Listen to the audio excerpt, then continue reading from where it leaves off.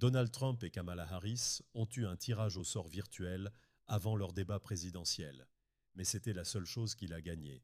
Car dès le moment où la vice-présidente s'est approchée du podium où il se trouvait et l'a forcé à lui serrer la main, c'était elle, dit CNN, qui a dicté les termes de leur affrontement critique exactement 8 semaines avant le jour des élections. Elle est apparue énergique et remplie d'une vision positive pour l'avenir. Trump a critiqué l'Amérique comme une nation en échec et semblait être déstabilisé dans son jeu qu'il connaît bien. Harris, en revanche, a eu ce que les médias américains bien connus ont décrit comme la performance de sa carrière politique, tandis que Trump lui-même semblait stupéfait par ses nombreuses attaques. À un moment où près d'un tiers des électeurs américains, comme l'ont montré les récents sondages, voulaient en savoir plus sur Harris, la façon dont elle a géré avec succès le débat est susceptible d'élargir son cercle de partisans.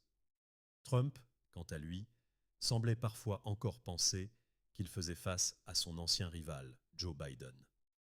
En 90 minutes de confrontation, Harris a souvent secoué l'ancien président avec des attaques personnelles qui ont fait monter la température de cette course tant attendue, écrit la BBC. La tendance, tout au long de la majeure partie du débat, était celle de clouer le républicain qui s'est retrouvé davantage sur la défensive concernant son comportement et ses commentaires passés. L'affrontement s'est terminé par l'engagement de Harris qu'elle serait une présidente pour tous les Américains, et l'attaque de Trump affirmant qu'elle serait la pire présidente de l'histoire de notre pays.